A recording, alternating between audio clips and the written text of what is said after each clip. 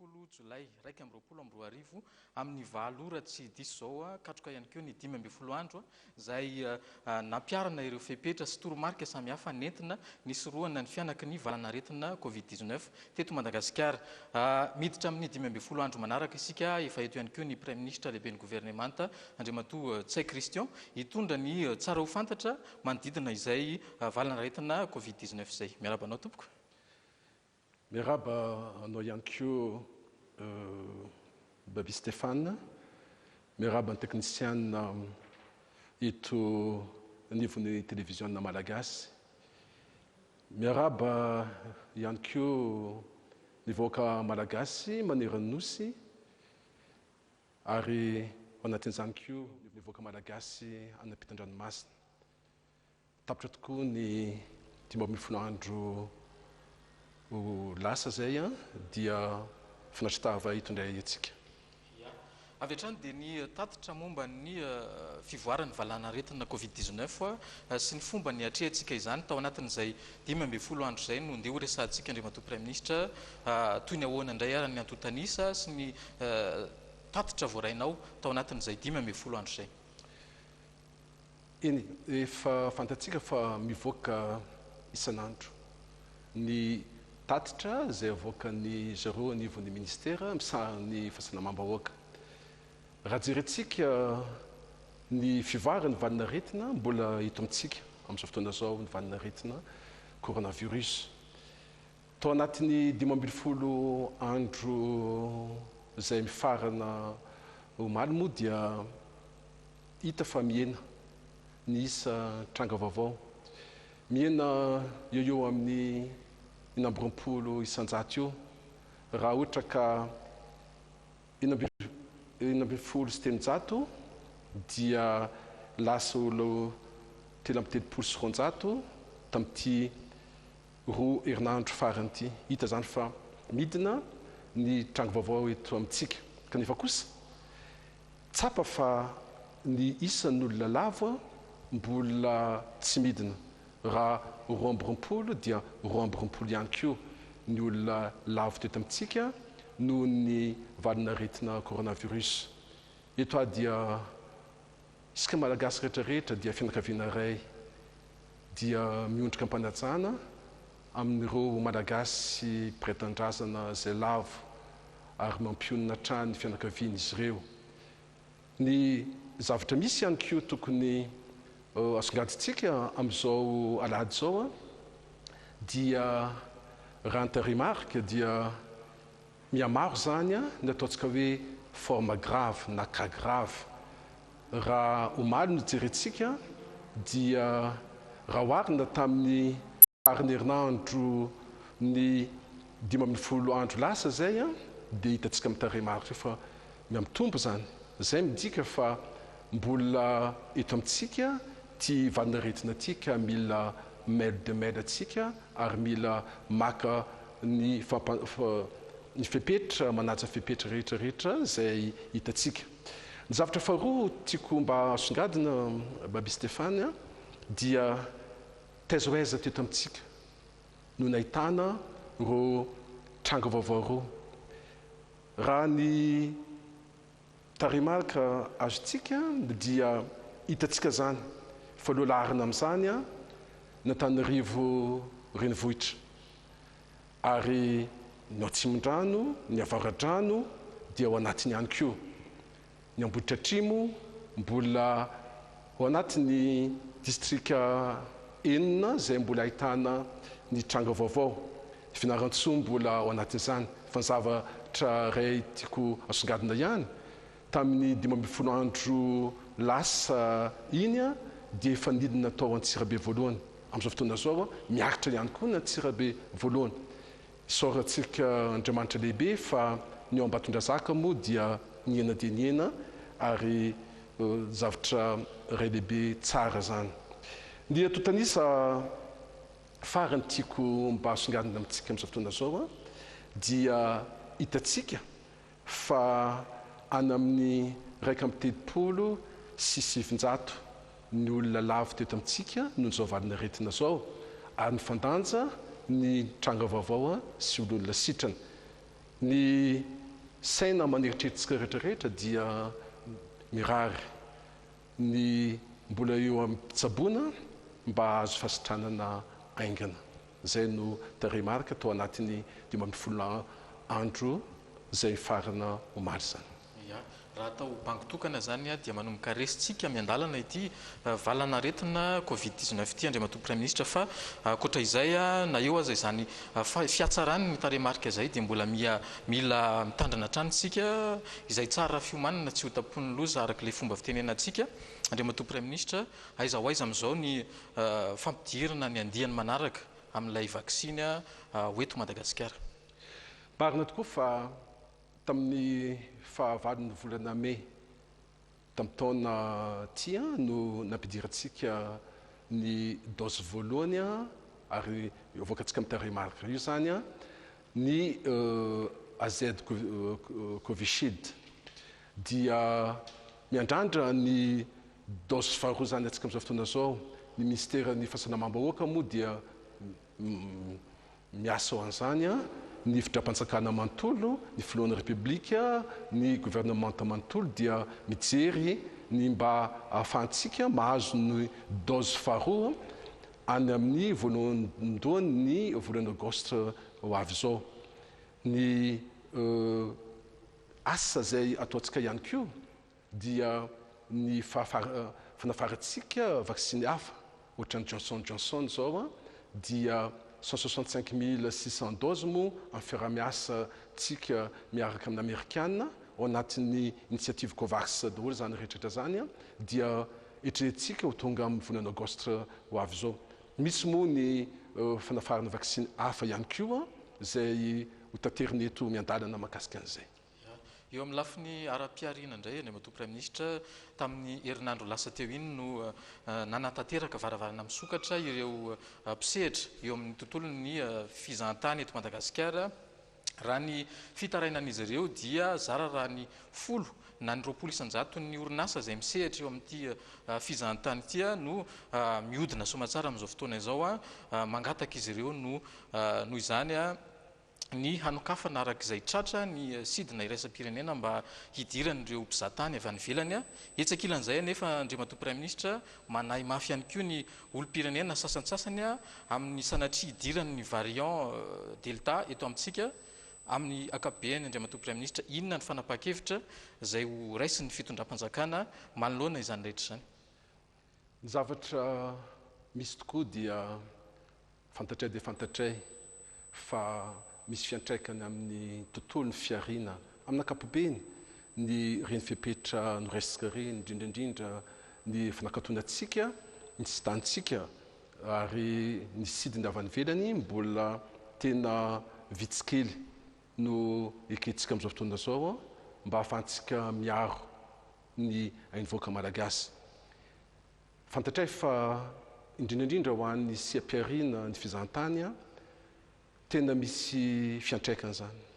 Ary zay nda tonga ny fitram-panjakana teo anivon'ny filan-kevitry ny ministra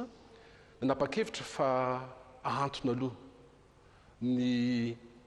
fandraisana ny hetra rehetrarehetra ho an'ny ireo mpisehatra rehetrarehetra eo amin'izany sehatra ny fizahantany zany. Noraisina fepetra maromaro ihany koa toy ny fahafahan'izy ireo mifandinika amin'ny jirama amin'ny CNAPS dia nijerena ihany koa ny programme an'asa am-panjakana iarahana amin'ny mpiara-miombonantoka ohatran'izany ny PIC 22, ny PIC 3 ho avy zao ihany koa dia mba hitsinjovana ny ireo misehatra amin'izany fizahantany zany. Ny zavatra misy dia iara-malala. Efitra am'zato amin'izao fotoana zao 104 ny firenena eran-tany zay miaina sady ao anatin'io variant d'État. Variant d'État moa fantatsika fa io ny variant indiane ary fantatsika fa tena nisy fiantraikana goavany be mihitsy tany amin'ny firenena indiana hitatsika ny olona lavo tany amin'ny firenena reny. Ary ny rehetrarehetra dia mametraka fa io variant d'État io dia tena ataoko hoe mahery vaika raha oharina amin'ny variant hafa ohatra ny variant britannique na alpha zany a na variant sud-africaine zay misy eto amintsika sady ny variant beta na ny variant brésiliane na hoe variant gamma sy ny sisa ny sisa zany hoe mila mitandrina zany atsika raha tadiditsika 15 andro lasa zay teto ny tenako ny teny hoe tsy maintsy mijery atsika ny fivarana ny valina retina eto amintsika ary ihany koa mijery ny fivarany valina retina any velany anisany mampatahotra dia mampatahotra ny firenena rehetrarehetra ary zay no mahatonga betsaka ny firenena amin'izao fotoana zao manakatona ny tsy tany isika zany a dia tsy maintsy mandray fepetra ny mbola anoizatsika ny fepetra zay nisy hatramin'izay a dia ny fanakatonantsika ny sisy tanitsika mba hiarovantsika ny hainy malagasy zany ny fiantraikan'izay rehetrarehetra zay indrindrindra amin'ny setra ny fizahantany a dia marina voalazanao teo a izahantsika ny hijery ny fomba hifanampiana mahakasika ny fizahantany anatiny eto amintsika ary ataoko fa ny ministera misahana ny fitaterana sy fizahantany a dia nomana zay dinika rehetrarehetra zay a ahafahantsika tena mampiaina ny setra fizahantany ato anatiny a ary isy zay fifanampiana azo atao mahakasika an'izany sehatra zany iny ary miditra amin'ny 12 andro manaraka indray isika toy ny ahoana ny fepetra vaovao ampiarina eto Madagasikara marina fa ny fepetra zay raisina dia miainga tamin'ny fakana ny hevitry nyreo lehibe ny androm-panjakana tamin'ny somaha lasa teo dia nalaina ny hevitry ny lehibe ny androm-panjakana dia ny filoha ny antenimierindolona ndre matoa filohan'ny antenimierindolona raha matoa filohan'ny antenimierim-pirenena ndre matoa filohan'ny fitsarana avy mombana nampanorenana rehefa nodinina zany a dia nentina teo anivon'ny finan-kevitry ny ministra dia ny filohan'ny republika no nanapa-kevitra amin'izay fepetra maro isan-karazany zay mampiaritsika ao anatin'ny 12 andro manaraka mbola ao anatin'ny aramena ara-pahasalamana zany atsika mandritra ny 12 andro manaraka dia ampitanterina fa tsy maintsy ajaina trany ny fepetra ara-pahasalamana sy ny fepetra sakana rehetrarehetra mba ahafahantsika miady amin'izao fiparitahan'ny valina retina zao ary indrindrindra manantanina ny variant delta ary mila fitandremana izany singana manokana ny tsy maintsy anaovana ny masika na ny arovava orona ho an'olona rehetrarehetra ary eto dia manentina antsika rehetrarehetra fa hoenjanina zany manomboka amin'izao herinandro zao ny fanajana zany fepetra zany ary mihitsy manantena isika fa anaja an'io fepetra sakana zay tena ilayntsika amin'izao ady ataontsika amin'izao fotoana zao eo amin'ny fepetra ara-pahasalamana mbola misokatra hatrany ny CTC 19 au village voir ka ny olona zay manana fambara retina soratra retina dia afaka manatona ao hatrany ny mbola voarara ny famorim-bahoaka mihoatra ny 700 ato anatin'ny distrika n'Antananarivo renivohitra ny Antananarivo avaradrano Antananarivo atsimon-drano Ambohitra Atrimo Fianarantsoa voalohany ary Antsirabe voalohany ny fitondranany razana mbola tsy azo atao raha voamarina fa matin'ny Covid-19 ary mbola mipetraka hatrany ny fombafomba fanatanterahana fandevenana araka zay efa napetraka atsika tsy mihoatra ny 10 ny olona mandeha mandevina mbola tsy azo atao ihany koa ny famadihana eto amintsika amin'ny fepetra mikasika ny fandaminana ankapobeny mbola manan-kery ny fepetra tsy azo vezivezena amin'ny alina na ny couvre-feu manomboka amin'ny sasakalina ka hatramin'ny efitra ora maraina amin'ny distrika Antananarivo renivohitra, ny Avaradrano, ny Atsimondrano, ny Ambohitra Atrimo, ny Fianarantsoa voalohany ary Antsirabe voalohany. Mbola mikatona ihany koa ny toeram-pandizana ny boîte de nuit amin'ireo distrika voalaza ireo. Ho fitsonjovana ny mpanakanto dia azo atao ny mikarakara lanonana ankalamanjana afatsy amin'ireo distrika izay voalazantsika ireo, dia mbola manantitra ihany ny tsy maintsy hitondrana ny arovava orona ho an'ny rehetrarehetra izay manatona ary mandray anjara amin'izany lanonana zany. Mbola tsy misokatra hatrany sidin'ny fitaterana olona avy any ivelany, araka izay voalazako teo afa-tsy ireo sokajin'olona izay efa voafaritry ny filan-kevitry ny minisitra. Ny fisokafana eo amin'ny sidiny anatiny dia iatsoroany tsara dia mitohy ary mbola ajaina ihany ny fepetra mba hisy ny fitiliana ora 3 alohan'ny fiangana raha miainga avy eto Antananarivo, ary ny fitiliana ao Ivato amin'ny sidina izay tonga eto Antananarivo. Marina fa raha ohatra ka misy lany an'izany ny gouvernoura isa-paritra dia afaka mandray fanapa-kevitra hafa kanefa kosa maka ny hevitry ary ny fandinika mialoha amin'ny ministera misanany atitany sy ny fitsinjaram-pahefana. Zay zany ny fepetra izay mitondra antsika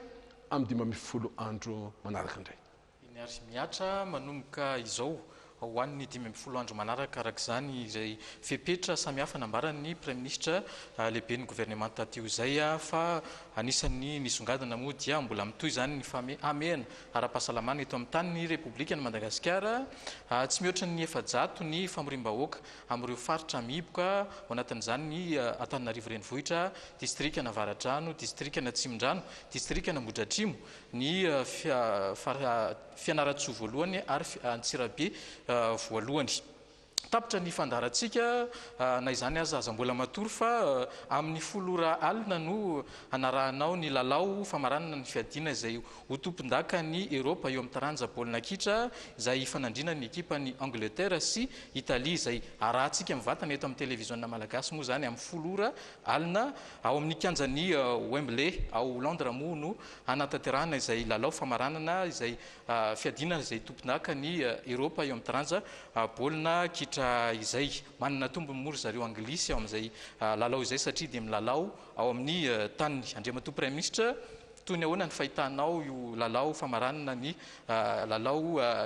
ina moa zay fiadina izay ho tompon-daka ny Eropa eo amin'ny baolina kitra izay, manana ekipa ho tohanina koa ve ianao anatin'izay?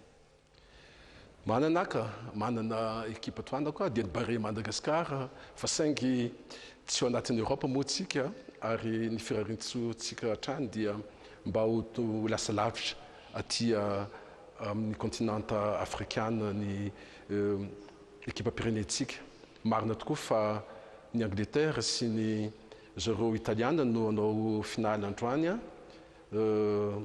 Fiheverako azy dia mety miady handball satria nandavo ny kalaza izy roa ireo natany amin'ny quart de finale na taty